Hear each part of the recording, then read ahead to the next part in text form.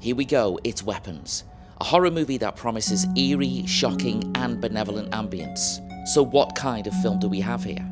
Let's talk about it on the Film Podcast. I've just seen Weapons, which is a horror film. Right, okay then. So not long ago, I went to see Bring Her Back, and I was impressed. I've got to say, very impressed by Bring Her Back. Well, this time I've just been to see Weapons. And this, again, is another one of those films that has been trailered heavily before most of the films that I've seen over the past couple of months. Okay, where do we begin with this? This is like, we've hit the jackpot, ladies and gentlemen. We've hit the jackpot. So let's talk about why we've hit the jackpot on our way back home. Because, my goodness me, Weapons. My goodness me. First off, I want to mention the fact that I didn't know what to expect from Weapons. No idea. Not a clue. It looked great. The trailer looked great. But all trailers look great, right? All trailers, that's what they're designed for. And most of the time, you know, it's disappointing when you go and see a film and the trailer looks great and the film isn't great and you're a little bit disappointed. Weapons has got zero disappointment. Zero disappointment with Weapons. It really is a great piece of work. Let's just get that out the way first. Before we do spoilers, let's just talk a little bit about what you can expect from this film. You know, we're at peak summer right now and they're giving us other stuff other than just the big blockbusters. And Weapons falls right into that category really, really well. So I'm pretty sure if you're here watching this review, you've probably seen the trailer. How close is the trailer to the actual experience of seeing the film? I think we should answer that question. Before we get into spoilers, let's just talk about that. If you've gone to cinema and you've gone to see a movie that's like 15 rated or above, you're going to have certainly seen the trailer for Weapons. So you'll have seen a kind of grungy, weird, I won't say scary, I'll say perplexing, odd, disconcerting, nice word. Because it absolutely is that. You know, one, you don't know what's going on. It doesn't give too much away in terms of what's happening in the story. The other is the fact that it's got that magic ingredient that great trailers have, where you watch it and it makes you think something about this is a little more edgy, a little more sort of near the knuckle than something wholly obvious. It brings me great joy to tell you that Weapons does indeed live up to the wonderful trailer that it has. What are we dealing with? What can I say that doesn't give away too much about Weapons? The kids in a specific classroom, they've gone missing. The teacher is suspected of something odd going on. But one student, just one student, hasn't gone missing. He's kind of still there. So where did the kids go? What happened to the kids? The rest of the movie kind of unravels all that for us. It gives us the answers that we seek. And it does it in such an incredible way. In a way that tells us what's going on, but it looks at it from the perspective of the different characters that are in the film. So, for example, the opening section of the film, we look at things from Julia Garner's perspective. As I say, she's suspected of having something to do with the disappearance of the kids. So we kind of go through the pre and post weirdness with Julia Garner. Then we switch over to go through it from a succession of other characters that are in this film. And it works. It really does work well. It works absolutely superbly. And mixed in with that, everything kind of leads up to this one particular moment or this one particular thing that happens to each of the characters. And it's important because they all kind of weave together. You know, one thing about this is it's not confusing. It doesn't play that hand of trying too hard to be smart. It keeps itself grounded really well. So what's going on, you kind of understand it all. And I think that the fact that you understand what's going on makes the tension more tensiony. I think that works really well because it means that you can focus on the story and trying to unfold in your mind what's going on, instead of wondering who the hell's this and why are they this. And I love that. I love that about this film. It worked really well by doing that. All right then. All right, we're nearly at the spoiler section. We're nearly there. I think I'm lost for a start off, because I have gone the wrong way, but that's all right. That's okay. I think we're okay anyway. I don't know. No idea. We need to go over there, so let's try and do that. It's saying go straight on, isn't it? No left turn. Fucking Jesus Christ. So yeah, we are lost, but that's fine. Whatever. We always get lost. It's okay. Yeah. So spoilers then. Let's spoil weapons. So that's that out of the way. So let's spoil weapons. Let's do a spoiler-tastic review of weapons. What is this film? What is it? What type of film is this? What kind of horror do we get here with weapons? We get a mixture of Invasion of the Body Snatchers. We get a bit of that rural American sort of weirdness as well. We get some of that going on, as well as that weirdness. There's an edge to this. As per usual, seeing films is a gamble. Are you going to enjoy it? Is it going to live up to the expectations? Is it going to be something you're going to sit there and roll your eyes and go, nah? Or is it going to be something that's going to absolutely make you believe in the power of cinema and the power of storytelling and the power of visual metaphors and all of those kinds of things that movies do, the meaningfulness and everything else that's more than just the story that you're seeing on screen? And I guess Weapons has got a mixture of all of that as well, and it works very successfully by trying to do that, by trying to give you a sense of, a sense of mystery, but also a sense of intrigue. It works great. So is it scary? Right, this is another thing, okay? And this is something that, depending on what kind of horror film it is that you've gone to see, does it scare you? Does it make your blood run cold? Does it make the hairs on the back of your neck stand up? And there are moments in this film that absolutely do that. They're not all in the trailer, thank God in heaven. There are moments in this that make you jump. It's absolutely fabulous when it does. There's also moments of true eeriness, right? True, those times when you look at something and you actually want to look away, but you don't look away. You don't look away because you can't look away. And I think this film has so many of those moments.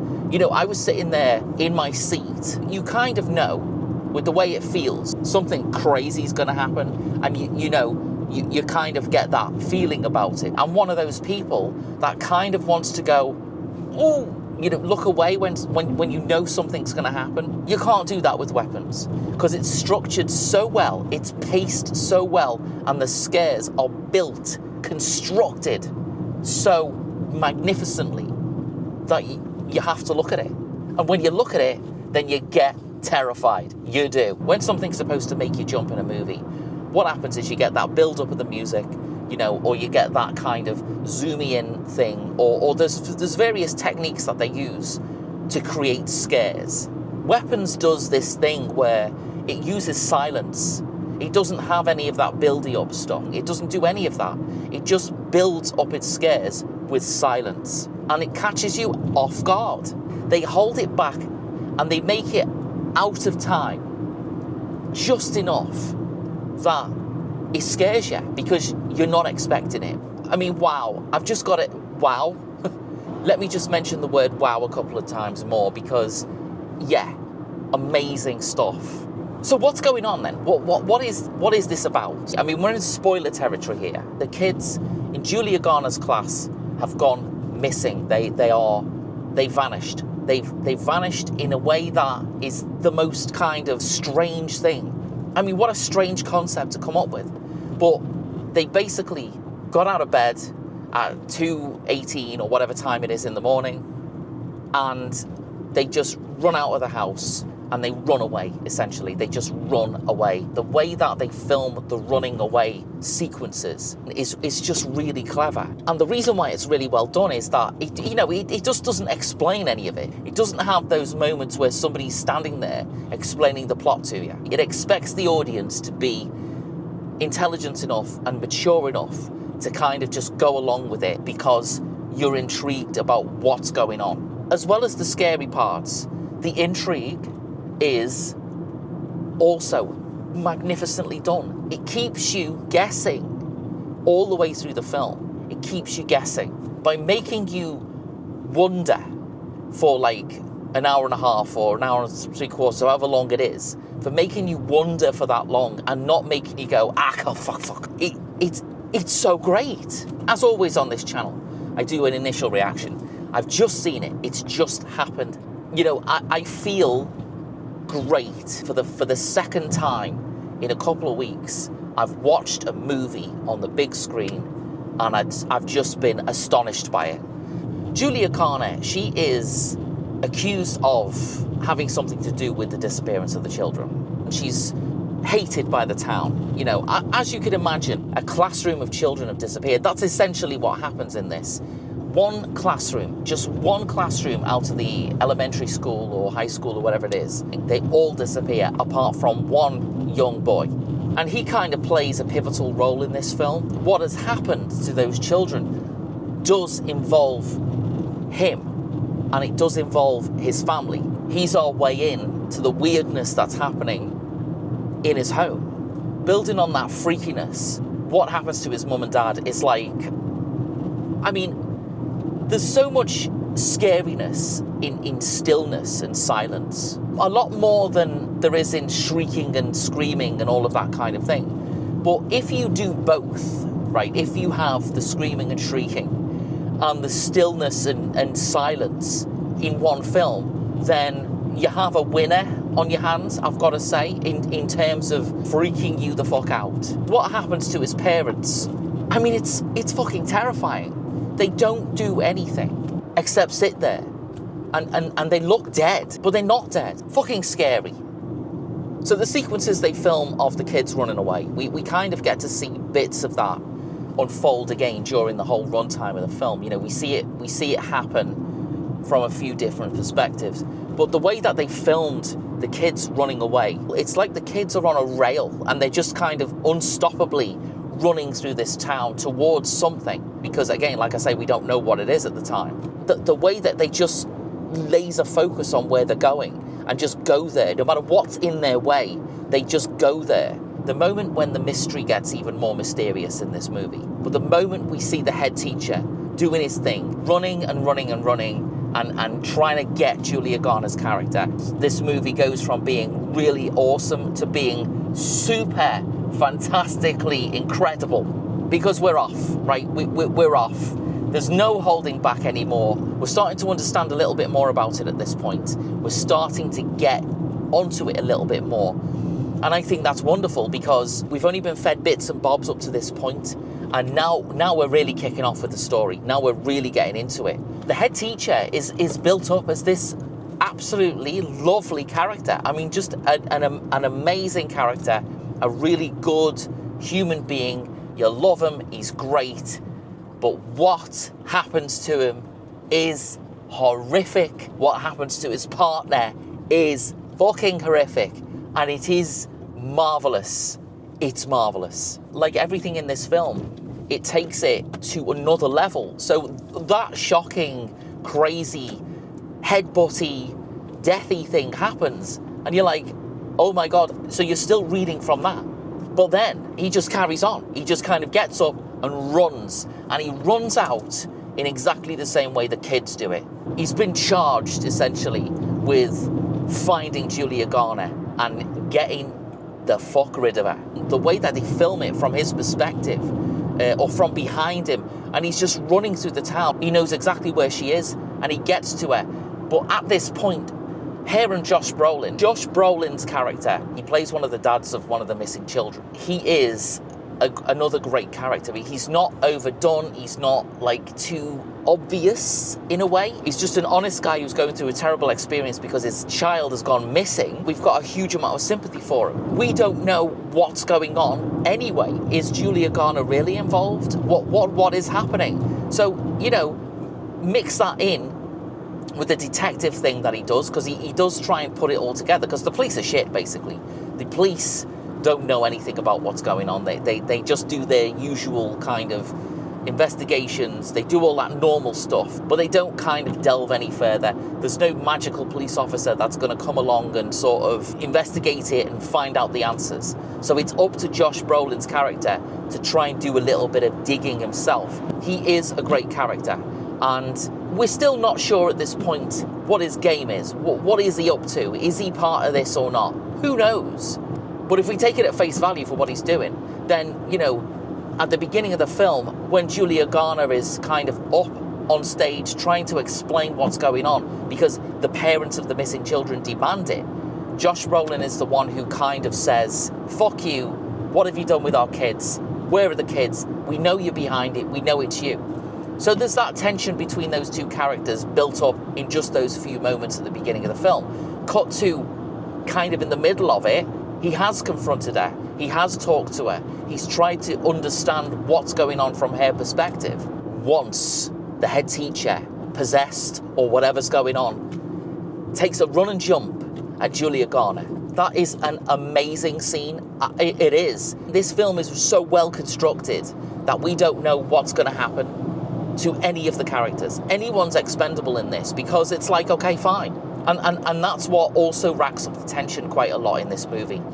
All of these things, they all come together to bring us this sense of intrigue and mystery. Mystery and intrigue is what we see constantly throughout this film.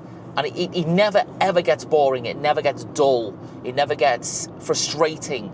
It always remains amazing.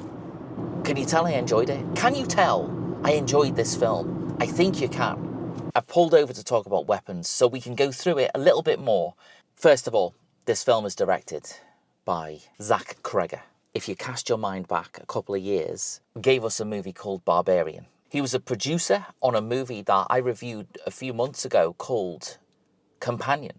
And the thing about Barbarian and the thing about Companion is both of them are outstandingly good. And Weapons is just as good, if not better, than either of those two films. So as well as directing it, Zach Cregger also wrote this film. So he's got a massive hand in crafting the vision that he wanted to put on screen and the story that he wanted to tell. He was solely responsible for that, which again is great when you see a capable writer and director put together something like this and really pull it off. Then I mean, that's amazing, right? So the cast of this film, you've got Julia Garner. She plays Justine Gandy. So she's the teacher whose entire class goes missing, apart from one boy. Josh Brolin plays Archer Graff, who is the father of Matthew. And he's one of the kids that goes missing from Julia Garner's class in that weird nighttime running thing that they all do. Kerry Christopher plays Alex Lilly, and he's the only boy, the surviving survivor of the weirdness that happens to the other kids. He's the only one left behind. And again, mystery is there because, like, why? Why is he left behind? What's the reason? Is he connected? What's happening? Paul Morgan plays Eldon Ereric, who's a police officer and a bit of a dodgy copper, let's say. He's having an affair with Justine and, he's a bit of a shit, to be honest with you. The school principal, or the head teacher that I mentioned earlier, he's played by Benedict Wong, who, if you remember, he showed up in Doctor Strange, The Multiverse of Madness, and here he is in this, playing the head teacher who, well, I mean, it's not fair, let's say that. Let's just put it that way. It isn't fair. And we get a fucking freaky, magnificent, incredible performance from Amy Madigan. She's great. She's kooky, weird, and fucking terrifying. She plays Alex Lilly's aunt. So she comes along and stays in the house with the young lad who doesn't go missing. And we wonder what the fuck is going on. Because she's in this film at the beginning. She's dressed a little bit like Jimmy Savile dresses. She's got overdone makeup.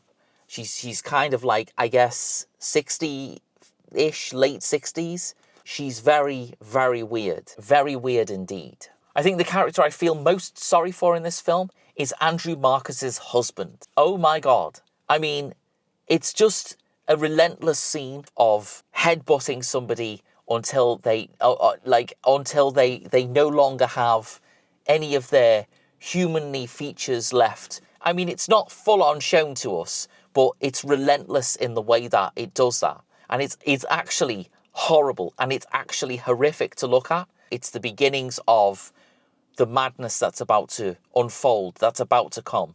So let's carry on the journey and talk a little bit more about, I guess, the end of this film and what it all means and what it all is trying to tell us. The gore, right? That's another element in this film that is, it's there. It's not overdone and it's not underdone. It's just right. It's just perfect. The gore is there to shock us, and it most certainly does shock us. It gives us some of those kind of ooh moments, you know? It gives you that feeling of, oh my God, you know, that exact feeling that you want from a horror film.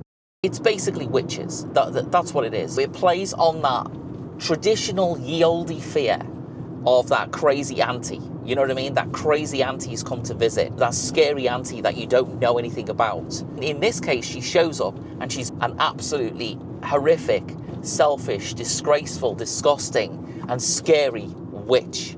I love the way that she looks in this film. You know, she does this kind of, I don't know, like the way she dresses, it's so weird. It's already bizarre, but she can get away with it because she's kind of the older generation, right? She's hiding in plain sight, and that's really great. And you don't know that, again, until you realize what's going on. I had some relatives visiting my house the other day, and I ended up watching The Witches, Roald Dahl's The Witches, the one with Angelica Houston. Unbelievably and completely, like, bizarrely, that's what this film is about. So I feel like I was kind of prepared for what I was seeing. You could kind of say that Auntie Madigan is one of the witches from The Witches that, you know, go to the convention thing and kind of gets let loose and set free on the population, you know, to try and do the witchy thing. Two separate things, but kind of weirdly tied together. The final confrontation, when everyone's figured out what's going on, or sort of figured out what's going on, Julia Garner's character and Josh Brolin's character and all of the zombified people that are in the house, and also Auntie Lily, and it's just a fantastic sequence, because up to this point that house has been a bit of a mystery, and now we're in there, you know, now we're in there and we're seeing what's going on. Whatever you do, if you go into a house, right, and you see a line of salt on the floor, and you look down and you see it and you go, well, there's a fucking line of salt on the floor, what is this? Do not cross the line of salt, because as soon as you do that, shit gets wild. And it gets wild in that way that this whole film has been like up to this point. It doesn't cross the line into silliness. It doesn't cross the line into that sort of over-the-top grand finale thing. It just keeps its own lore and its own ideas, and the way that it's gone about everything up to this point. It sticks with it, and it's a great sequence. It's an amazing sequence. It's basically a big fight, but everyone just has a massive fight. But it's so well done. It's great. And then that leads us to the end part, the chase sequence. One of the greatest sequences that I think I've seen in a movie for quite some time is when all is said and done, when everything's happened, when everything's gone on. When Alex, the young boy whose auntie is the witch, when he figures out what's going on, and he does the same sort of spellbinding ritual that she does, and essentially takes over all of the young kids that were abducted by Auntie Lily. That's the point when this film has just an astonishing chase sequence. Relentless, and it's beautifully filmed, and it's just wonderful the way it's put together. The kids, they just snap. They go from trying to kill all the good guys and going off to try and kill all the bad guys. Well, in this case, the bad guy, or the bad woman, or the bad auntie. They chase her. They chase her through people's gardens, through people's houses. It's just so great. What an amazing sequence.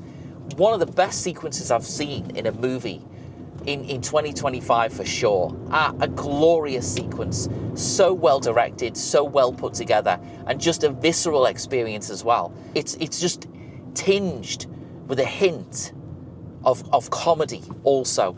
Amazing. All right, okay then. Let's sum up Weapons. So Weapons is a horror film. It's intense. It's a very intense movie.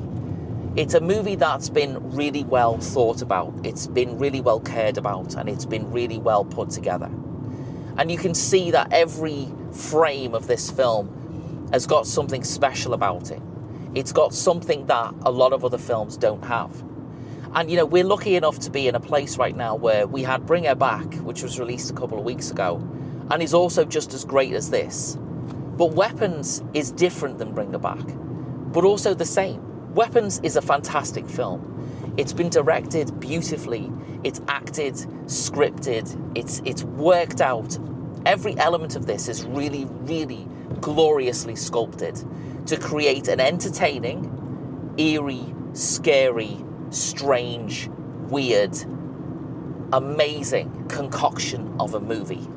It is fantastic, and it's something that should be experienced on the big screen because the cinematography is there, the atmosphere is there, and it's great to experience a film like this with other people. So Weapons is available everywhere, and it's worth your time. This is the Film Podcast. Thank you for watching, and I will see you again very, very soon.